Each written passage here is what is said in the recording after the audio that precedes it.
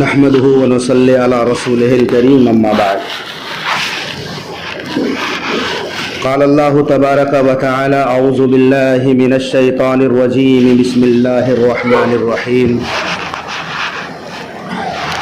تبت يدا ابي لهب وتب ما اغنى عنه ماله وما كسب سيصلى نارا ذات لهب وامرأته حمالة الحطب في جيدها حبل من مسد صدق اللہ العظیم۔ خدا نے آج تک اس قوم کی حالت نہیں بدلی، نہ ہو جس کو خیال خود اپنی حالت کے بدلنے کا۔ حضرات معزز سامعین کرام،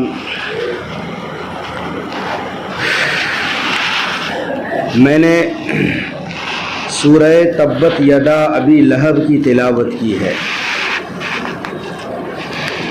یہ ان سورتوں میں سے ہیں جو اعلان نبوت کے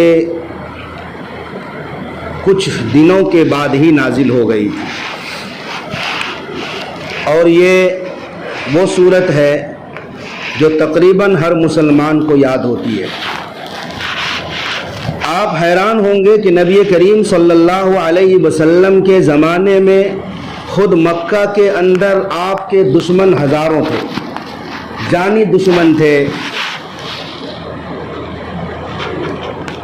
لیکن کسی بھی دشمن کا نام لے کر اللہ نے لعنت نہیں بھیجی۔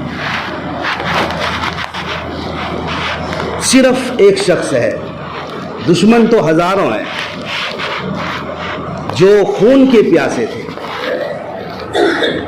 گالیاں دیتے تھے، سیٹیاں بجاتے تھے، آپ کے اوپر نماز کی حالت میں اونٹ کی اوجھلی رکھ دیتے تھے، غلاظت رکھ دیتے تھے، لیکن کسی کا نام نہیں لیا اللہ نے۔ کتنا بد نصیب اور بری قسمت والا شخص ہے وہ، جس کا نام لے کر اللہ تعالیٰ نے بد دعا کی اور جہنم کی وعید سنائی۔ وہ شخص کون ہے؟ جناب رسول خدا صلی اللہ علیہ وسلم کا سگا چچا، جس کا نام ابو لہب ہے۔ ابو لہب کے علاوہ کسی کا نام اللہ نے نہیں لیا ہے قرآن میں جو آپ صلی اللہ علیہ وسلم کا مخالف ہو۔ ساتھ ابو لہب کے ساتھ ابو لہب کی بیوی کا بھی ذکر کیا ہے۔ وجہ کیا ہے؟ آپ صلی اللہ علیہ وسلم جب پیدا ہوئے تو باپ کا سایہ اللہ نے سر سے اٹھا دیا۔ پیدا ہونے سے پہلے ہی آپ رحم مادر میں تھے، ہوش سنبھالا آپ نے تو آپ کی والدہ دنیا سے چلی گئی۔ جب کچھ اور بڑے ہوئے تو دادا دادے مفارقت دے کر چلے گئے۔ پیدا ہوئے تو باپ کا سایہ اٹھا دیا، گھٹنوں چلے تو دادا عدم کو روانہ تھا، چلنے لگے تو مادرو ام ہو گئے جدا، ہر ایک سایہ سر سے یوں اٹھتا چلا گیا، سائے پسند آئے نہ پروردگار کو، بے سایہ کر دیا گیا اس سایہ دار کو۔ جس کا سایہ سب کے اوپر ہے، اللہ نے اسی سایہ دار درخت کو بے سایہ کر دیا۔ تو جس کے نہ باپ ہو اور نہ ماں ہو، نہ دادا ہو، لیکن کوئی سگا چچا ہے تو وہ باپ کی جگہ کھڑا ہوتا ہے۔ ہر مشکل مرحلے میں چچا باپ کا روپ نبھاتا ہے۔ اور آپ تو درے یتیم تھے، آپ ایسے یتیم تھے جس نے باپ کو دیکھا نہیں، اور ماں کو ابھی ہوش سنبھالے ہی تھے، 6 سال کی عمر تھی کہ ماں چلی گئی۔ اب کتنے لاچار یتیم تھے۔ وہاں کیا فرض بنتا تھا ابو لہب کا کہ یہ میرا بھتیجا ہے، اس کی دیکھ بھال کروں، عزت دوں، اس کو اپنی جگہ پر بٹھاؤں، اور اس کو یہ دلاسا اور بھروسہ دوں کہ تمہارا باپ عبداللہ اگرچہ زندہ نہیں ہے، لیکن میں عبداللہ کی جگہ تمہارا چچا ہوں۔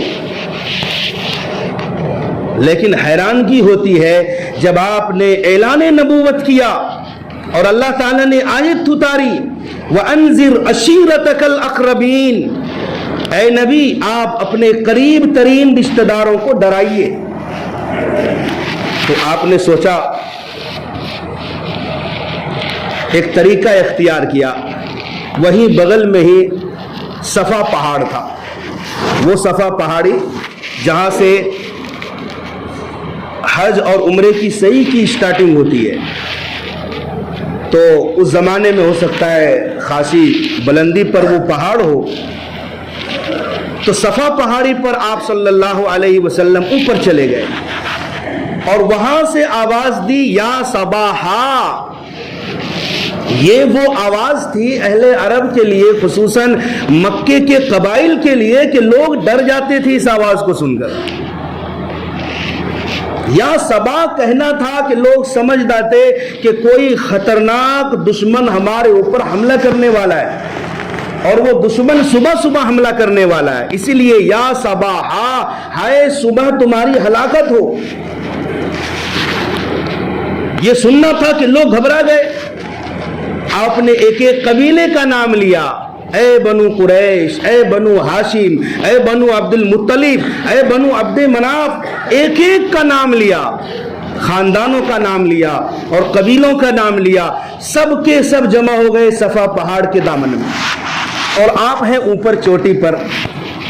آقا نے فرمایا، لوگوں میں نے تمہیں اس لیے جمع کیا ہے، اگر میں تمہیں یہ خبر دوں کہ اس پہاڑ کے پیچھے ایک خطرناک دشمنوں کا لشکر ہے جو تمہارے اوپر صبح یا شام میں حملہ کرنے والا ہے، کیا تم میری بات کو مانو گے، یقین کرو گے میری بات؟ سب نے کہا کیوں نہیں، آپ تو امین ہیں، آپ تو صادق ہیں، آپ کا 40 سالہ دور ہمارے بیچ میں گزرا ہے، آپ نے کبھی جھوٹ نہیں بولا، آپ نے کبھی امانت میں خیانت نہیں کی، آپ کو ہمیشہ ہم نے سچا پایا۔ تو آقا نے فرمایا، لوگوں جس طرح پہاڑ کے پیچھے میں دیکھ رہا ہوں تم نہیں دیکھ رہے ہو، اور میری بات پر تم یقین کر لو گے کہ پہاڑ کے پچھلے حصے سے دشمن کا لشکر حملہ آور ہونے والا ہے، لوگوں اسی طرح میں تمہیں ڈراتا ہوں کہ ان قریب اللہ کا عذاب تم پر آنے والا ہے تمہارے کفر و شرک کی وجہ سے۔ میں تم کو اللہ کے عذاب سے ڈرا رہا ہوں، اور ہاں اس عذاب کو میں دیکھ رہا ہوں، تم نہیں دیکھ سکتے۔ تو معلوم ہے اس مجمع میں سب سے پہلا شخص جس نے بولا اور محمد صلی اللہ علیہ وسلم کو بد دعا دی اور پتھر اٹھایا مارنے کے لیے، پورے قبیلے قریش میں اور خاندان میں کوئی نہیں تھا، ایک ہی شخص تھا، اس کا نام ابو لہب تھا، سگا چچا۔ لہذا جماعتنا تبا لک یا محمد، اے محمد تم ہلاک ہو جاؤ، کیا ہمیں اسی لیے بلایا تھا؟ اور ایک پتھر اٹھایا مارنے کے لیے۔ اس پر یہ آیت نازل ہوئی، تبت یدا ابی لہب وتب۔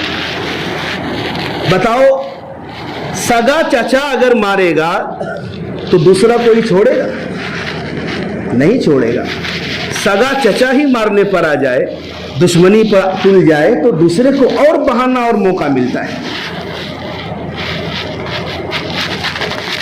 تبت یدا ابی لہب وتب۔ دیکھو، عرب میں مکہ مکرمہ کے قرب و جوار میں 3-4 بڑے بڑے میلے لگا کرتے تھے۔ جیسے سب سے بڑا میلہ ہوتا تھا اکاز کا میلہ، اکاز، عرب کے تمام قبائل کے لوگ آتے تھے، گانا بجانا ہوتا تھا، محفل ہوتی تھی، شعر و شاعری ہوتی تھی، خرید و فروخت کرتے تھے لوگ، ایک بڑا ہجوم ہوتا تھا۔ آپ صلی اللہ علیہ وسلم ہر اجتماع میں اور ہر میلے کے موقع پر پہنچتے، اور یہ بہانہ کہ کسی نہ کسی طرح ہم لوگوں کو اللہ کی بات بتائیں، ایمان کی دعوت دیں گے، توحید کی دعوت دیں گے۔ جہاں جہاں آپ جاتے، پیچھے پیچھے ابو لہب بھی جاتا تھا اور کہتا تھا کہ لوگوں اس کی بات پر مت آنا، یہ میرا بھتیجا ہے، یہ جھوٹ بولتا ہے، اس کی بات پر ہرگز مت آنا۔ سگا چچا مخالفت میں اترا تھا۔ تو اللہ تبارک و تعالیٰ نے یہ آیت کریمہ نازل کی، تبت یدا ابی لہب وتب۔ کیا ترجمہ ہے؟ ایک تو بد دعا ہے، تبت یدا ابی لہب، ابو لہب کے دونوں ہاتھ ٹوٹ جائیں، ہلاک و برباد ہو جائے۔ ہاتھ سے تشبیہ دینے سے مطلب ہے کہ پورا وجود ہی ختم ہو جائے، کیونکہ انسان تقریباً ہر کام اپنے ہاتھوں سے ہی کرتا ہے، اسی لیے کہا جاتا ہے فلاں کا ہاتھ بہت مضبوط ہے۔ کیا مطلب؟ وہ مضبوط شخص ہے، طاقت ہے اس کے پاس۔ تو ابو لہب کے دونوں ہاتھ ٹوٹ جائے، ہلاک ہو جائے، یہ بددعا ہے۔ وَتَبَّ، اور وہ ہلاک ہو گیا۔ ایک تو بددعا ہے، وَتَبَّ یہ جملہ خبریہ ہے، خبریہ، کہ اللہ کہہ رہا ہے کہ بددعا تو تم دو لیکن یہ بددعا قبول ہو گئی ہے۔ وَتَبَّ، ابو لہب ہلاک ہو گیا۔ کتنا بدنصیب شخص ہے یہ۔ جب سے یہ سورہ مبارکہ نازل ہوئی ہے تب سے لے کر کے قیامت تک آنے والا مسلمان جب بھی تبت یدا ابی لہب کی تلاوت کرے گا، ابو لہب کے اوپر آٹومیٹک بددعا بڑھتی چلی جائے گی۔ کون ہے جو یہ نہیں پڑھتا؟ نمازوں میں پڑھی جاتی ہے بددعا، ابو لہب کے اوپر نمازوں میں دی جاتی ہے، نماز کے باہر بھی دی جاتی ہے۔ چھوٹے معصوم بچے جب تبت یدا ابی لہب کی تلاوت کرتے ہیں تو ابو لہب پر بددعا جاتی ہے۔ بہت ملعون ہے۔ آگے فرمایا ما اغنا عنہ مالہ وما کسب۔ اچھا، ابو لہب کیسے برباد ہو گیا؟ یہ چودھری تھا، یہ دولت مند تھا، پیسے والا تھا، قوم کی سرداری تھی اس کے پاس۔ طاعون کی گلٹی ہو گئی، ایک بیماری ہوتی ہے، ابو لہب کے بغل میں طاعون کی گلٹی ہو گئی، اور عرب اس کو متعدی سمجھتے تھے کہ اگر اس کو طاعون کی بیماری ہو گئی، اگر قریب گیا کوئی تو اس کو بھی پکڑ لے گی یہ بیماری۔ گھر والوں نے گھر سے باہر کر دیا، سردار تھا تو بھی کوئی قریب نہیں جاتا تھا، کھانا پینا دور سے ہی پھینک کر دیتے تھے، گھر سے باہر کر دیا، اور اسی حالت میں اس کی موت ہو گئی۔ 3 دن تک ابو لہب کی لاش پڑی رہی، کوئی اٹھانے والا نہیں، لاش پھٹ گئی، بدبو آنے لگی، سڑ گئی۔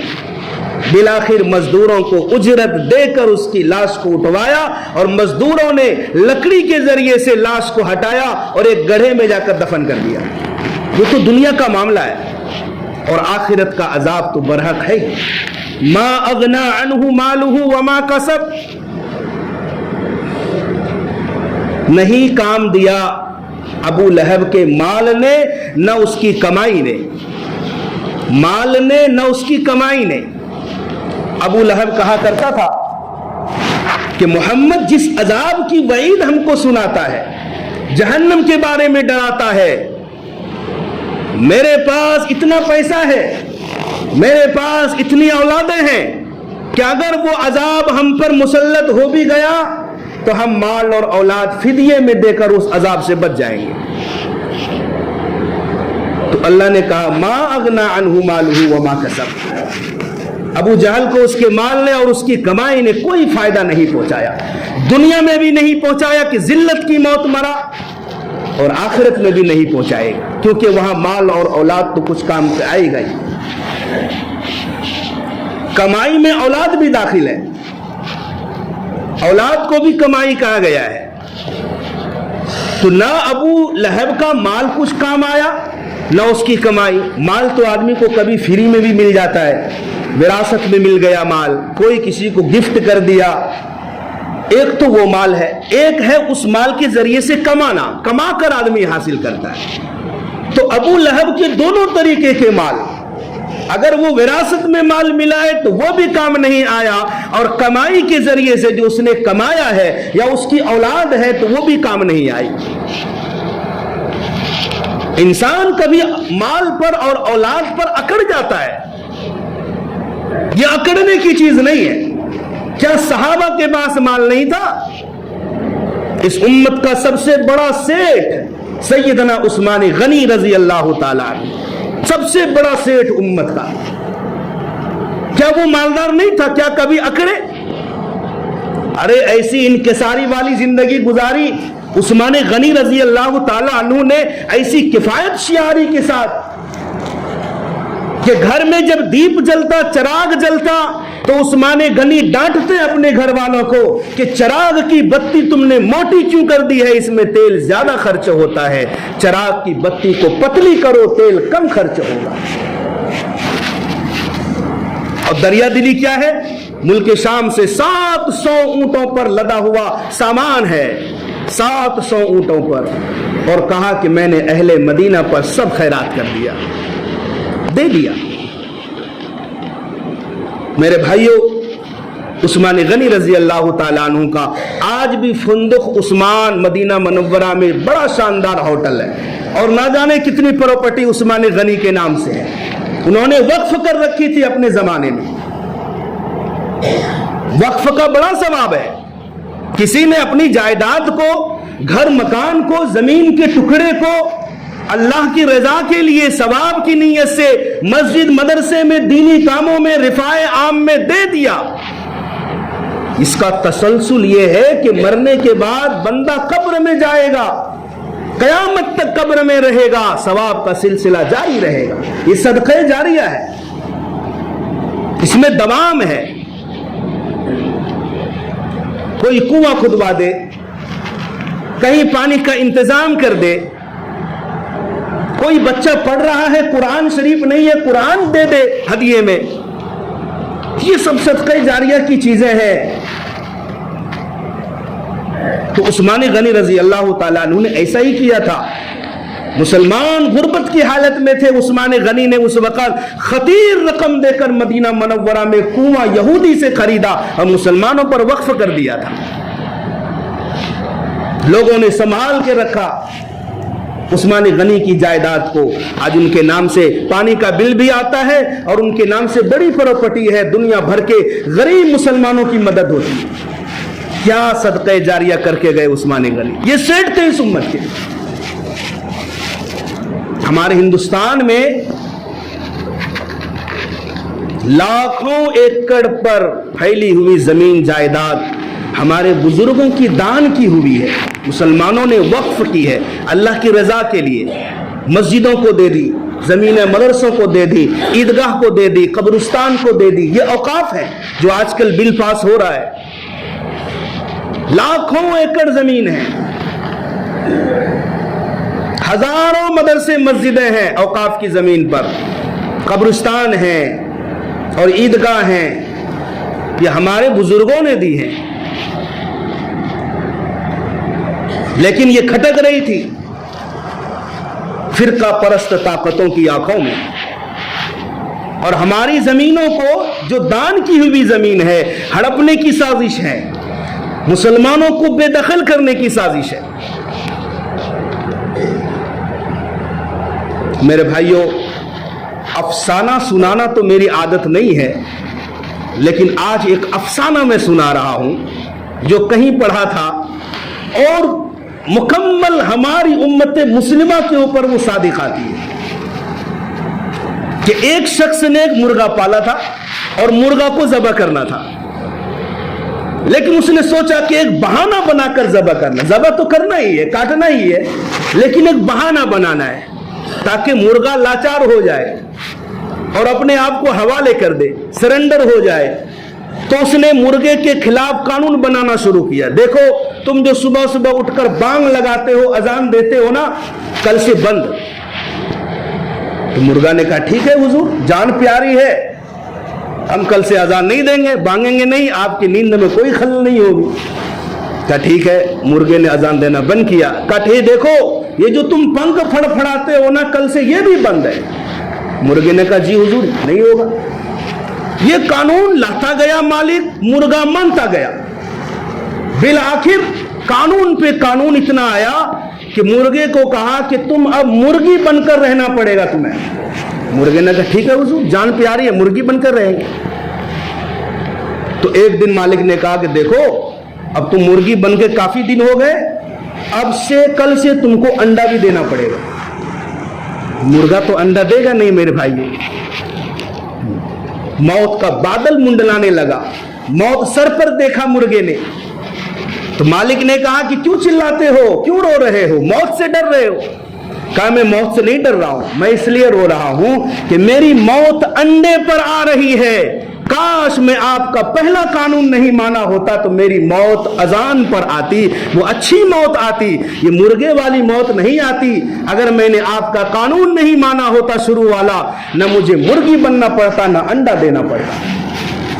یہ جو سارا افسانہ ہے ہندوستان کے مسلمانوں کے لیے مکمل طور پر اس میں فٹ ہے.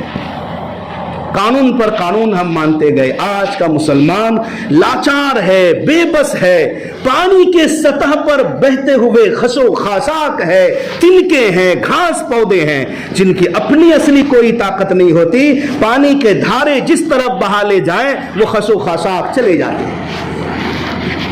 اپنی ہی زمین کو چھڑانے کے لیے ہم آج غیروں سے رحم کی بھیک مانگ رہے ہیں اور غیر ہمیں رحم کی بھیک دینے کے لیے تیار نہیں ہے. جہاں ایک طرف فرقہ پرست طاقتیں ہیں تو میں کہوں تو دوسری طرف ہماری بھی کمزوری ہے. یہ اوقاف کی زمینوں میں کم گڑبڑی نہیں ہوئی, کم دھاندلی نہیں ہوئی. اگر اوقاف کے ذمہ داران صحیح 100% اگر اس کی آمدنی کو صحیح مصارف میں خرچ کرتے, آج ہماری بیٹیاں سڑکوں پر بھیک مانگنے کے لیے نہیں پھرتی, آج ہماری بیٹیاں غیروں کا شکار نہیں ہوتی. اس میں دھاندلی بہت زیادہ ہوئی ہے. یہ تو آج پتہ چلا ہے عوام کو, 99% عوام کو, کہ اوقاف کا بھی کچھ بل پیش ہو رہا ہے, ورنہ لوگوں کو پتہ ہی نہیں کہ اوقاف کیا ہے, اس کی آمدنی کیا ہے, یہ کہاں ہے. میرے بھائیوں, اس کا صحیح استعمال نہیں ہوا ہے تو یہ اللہ کا ایک عذاب برسا ہے ہمارے اوپر. تو خدا نے آج تک اس قوم کی حالت نہیں بدلی, نہ ہو جس کو خیال آپ اپنی حالت کے بدلنے کا. ہم سوچ رہے ہیں کہ ہماری دعاؤں کے ذریعے سے حالات بدلیں گے. ہم اپنے ضمیر میں گریبان میں جھانک کر دیکھے ہیں کہ فجر میں ہم نماز میں اٹھتے ہیں یا نہیں. جو شخص اللہ کا حکم اور مؤذن کی اذان سن کر مسجد میں نہیں آ سکتا ہو, وہ اوقاف کی حفاظت بھی نہیں کر سکتا. سن لو, اوقاف کی حفاظت نہیں کر سکتا. تمہارا ضمیر اس لائق نہیں ہے. اوقاف کی حفاظت, اپنے ملک کی حفاظت ماضی قریب میں افغانستان کے غیور عواموں نے کیا ہے. 30 سال تک مسلسل لڑائی لڑی, 30 سال تک.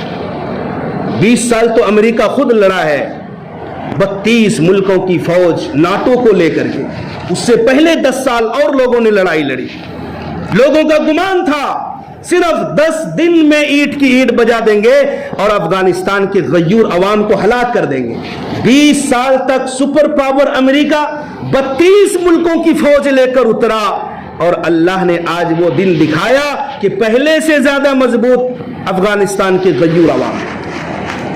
انہوں نے قربانیاں دی ہیں. ملک بچتا ہے قربانی سے, دین بچتا ہے قربانی سے, اسلام کو شادابی ملتی ہے قربانی کے ذریعے سے, خواب غفلت میں سونے کے ذریعے سے نہیں. ما اغنا عنہ مالہ وما کسب, ابو جہل کے مال نے اور اس کی کمائی نے کوئی کام نہیں دیا.